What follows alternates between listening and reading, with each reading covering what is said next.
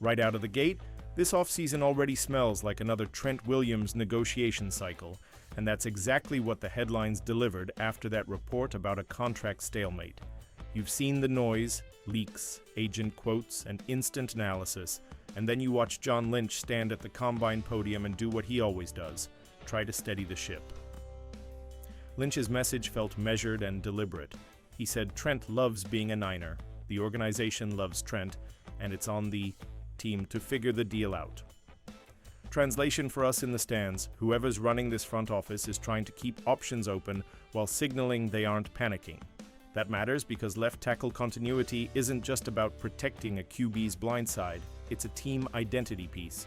Trent's presence stabilizes the line, mentors younger guys, and gives this roster a level of veteran calm that matters in playoff games. So when talks hit a snag, it raises immediate questions for the roster, for cap planning, and for how the Niners approach the draft. Here's the critical part fans should focus on. Public reports talk leverage. The team has financial levers, roster bonuses, dead money, restructure tools, and Trent's camp has leverage too. Elite performance history and the fact that good tackles remain premium assets. But what Lynch did at the Combine was remind everyone that the organization is talking and that they believe they can thread the needle. That phrase matters because it means the 49ers want to preserve competitive balance, not overpaying for one season or cripple the cap, but also not weakening the line if they can help it. So ask yourself right now as you watch this, do you want Trent back at almost any cost, or do you want the front office to play hardball and pivot if the price gets reckless? Type yes or no in the comments right now. I want to see how the faithful feel.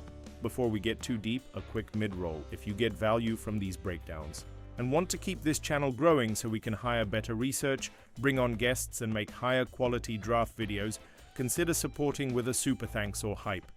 It's not a donation. It's how the faithful fuel the quest for the next Super Bowl trophy and help us hit our target of 2,000 subscribers. One click helps us do more, and it shows the league that an engaged community wants real Niners coverage. All right, back to the issue. From everything Lynch said, this still feels fixable. The tone was calm, not defensive. That suggests two realistic fan-facing outcomes. Either Trent re-signs on terms both sides accept, or the team uses the negotiating window to explore a trade or draft answer.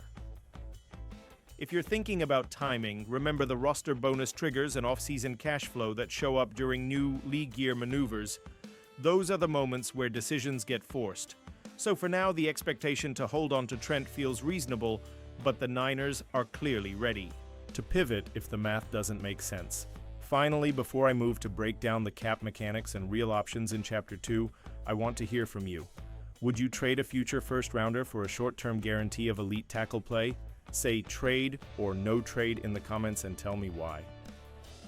Now let's really break this thing down in plain English, because once you understand the contract mechanics, you understand the chess match that's happening behind the scenes.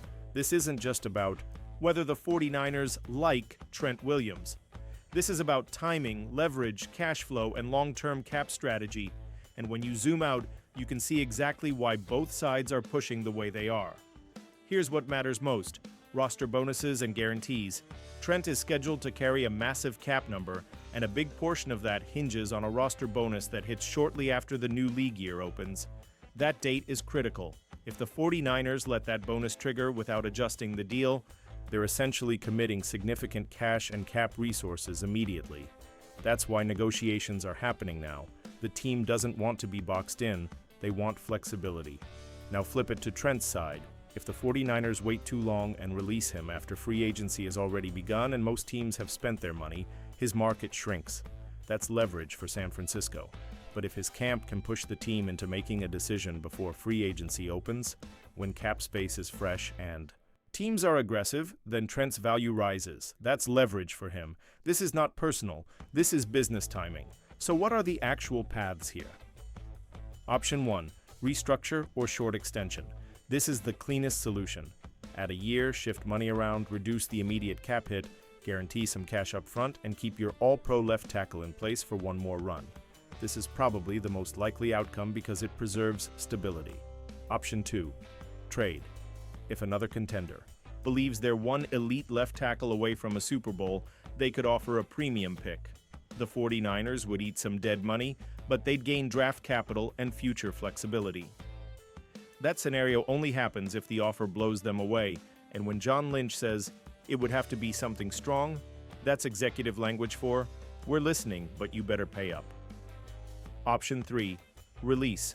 This is the least likely because the dead money hit would be painful and the savings wouldn't match the talent loss. Plus, replacing an elite left tackle is not simple. You don't just find one at the grocery store. Option 4. Let it drag. If the roster bonus triggers and neither side blinks, this could go deep into the offseason. But here's the thing. That kind of tension creates distractions. And this front office doesn't love distractions heading into training camp. If you were sitting in Lynch's chair right now, what's your move? Restructure? Trade? Let it ride? Drop your choice in. The comments? I genuinely want to see how the faithful would handle this. And let me say this clearly. The 49ers are not operating emotionally. They are calculating long-term roster balance. They know they have draft needs. They know guard is a priority. They know they want more speed off the edge in this new defensive look. Every dollar allocated to Trent affects those decisions. But here's the part that makes this fascinating. Elite tackles are rare. You can draft one, sure, but that's projection.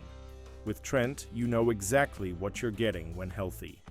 Leadership, tone setting, protection that changes how you call plays. That certainty has value. So when Lynch sounds calm, it's not because this is small. It's because both sides understand the framework. There's pressure, yes, but it's structured pressure. Deadlines create action, and action creates clarity.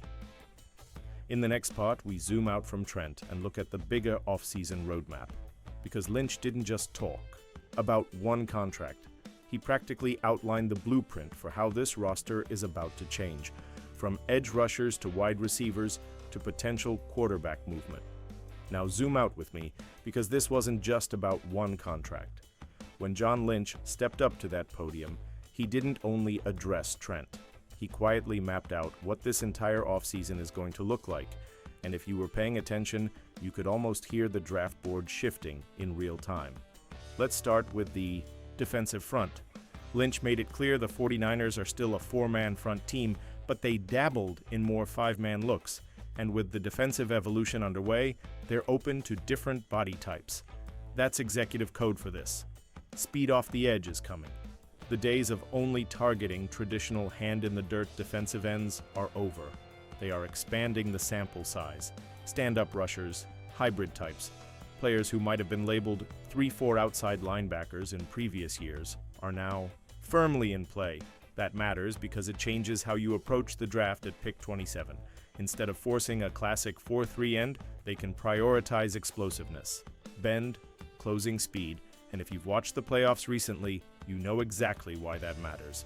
The teams that win late in January get pressure without blitzing. So let me ask you, guys, if you're on the clock at 27, are you taking the fastest edge rusher on the board, even if he's lighter?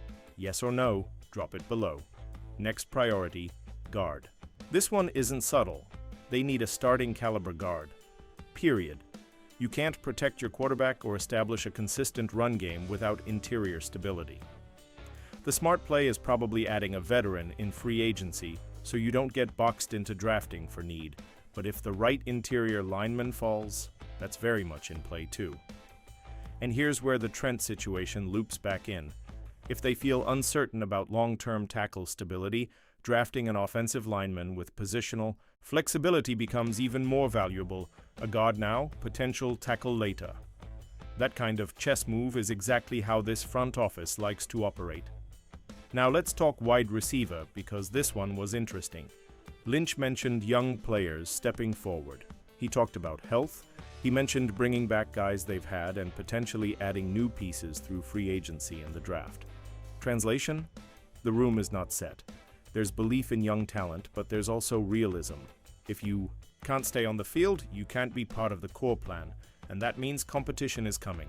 A veteran presence is very possible, a draft pick is highly likely, speed, yards after catchability, and durability are the traits that will matter most. So here's your question. Do you want them drafting a receiver early, or would you rather see that capital spent on defense? Type WR or defense in the comments. And then there's the quarterback conversation. When Lynch says someone would have to come with something fairly strong to move Mac Jones, that's not a dismissal. That's a price tag. Every player has a number. If a team offers real value, not a late-round flyer but meaningful capital, they will consider it. Because the 49ers believe they can attract veteran backups, that's just reality. Kyle Shanahan's system, playoff roster, stability, it's one of the most attractive backup jobs in the league. But you don't give away a quarterback who just kept you competitive unless the value makes sense. And that's the key theme of this entire offseason: value discipline, edge rusher, guard, receiver, possibly offensive tackle, potential quarterback leverage. This is not a quiet offseason. This is recalibration. And before we close this out, I need you to do two things if you're part of the faithful. First, hit subscribe if you haven't yet. We are pushing hard toward 2,000 subscribers, and every single one of you makes this community stronger. Second, if you want this channel leveling up, better draft breakdowns, deeper cap analysis, more consistent coverage, use the super thanks or hype feature. That's not a donation. That's you fueling our quest for the next Super Bowl trophy. That's how we build this thing together. Now let's bring this home in the final chapter. Predictions, timelines, and what I truly believe happens next. All right, let's bring this home and talk about what this actually means for you as a 49ers fan. Because at the end of the day, this isn't just cap sheets and draft boards. This is about whether this team is positioning itself for another real Super Bowl run. Here's my honest read after listening to John Lynch and connecting the dots. Prediction number 1, the most likely outcome: Trent Williams stays. I think the front office and his camp find a middle ground. Probably a short extension. Maybe some guaranteed money shifted forward. Maybe the cap hit gets smoothed out. But when Lynch sounds calm, that usually means there's a framework already in place.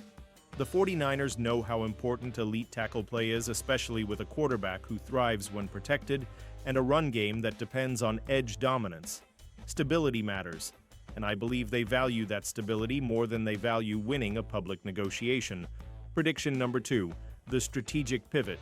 They aggressively add speed to the defensive front. Not just depth, not just rotational pieces, real speed. The kind of edge rusher who forces quarterbacks off their spot. The kind of player who changes how offensive coordinators script their first 15 plays. The league is evolving, and the 49ers know it. You can't just rely on scheme pressure anymore. You need dudes who win one-on-one. Prediction number 3, the quiet but important move: wide receiver competition increases significantly. Whether that's a veteran addition, a mid-round draft pick, or both, this room is going to look different. Availability and explosiveness are going to be emphasized. The message from Lynch was clear. Talent is great, but durability and consistency are non-negotiable. Now here's the wild card. If a team truly comes in with a premium offer for Mac Jones, I think they pull the trigger. Quarterback depth is valuable, but draft capital is currency. And this front office loves flexibility. That doesn't mean they're shopping him. It means they're disciplined. And discipline has defined this regime. So when you step back, this isn't chaos. It's recalibration. This is what competitive teams do when they're still in the window, but need to adjust around the edges. Tighten the cap, refresh certain position groups, protect the core. And here's where you come in. Which of those predictions do you think actually happens? Type 1, 2, or 3 in the comments. Or tell me I'm wrong and lay out your own off-season blueprint. I read these, I respond. This is a conversation, not a lecture. If you made it this far, you're part of the faithful. So help us. Keep building this thing. Subscribe if you haven't already. We're pushing toward 2,000 subscribers, and every new member strengthens this community. Share the video with another 49ers fan who's stressing about the offseason right now. And if you really want to level up what we're building, deeper draft dives, sharper film breakdowns, better production, use the super thanks or hype feature. That's how we fuel the quest for the next Super Bowl trophy together. Now tell me, do you feel better about this offseason after hearing Lynch speak, or are you still uneasy? Drop your answer below.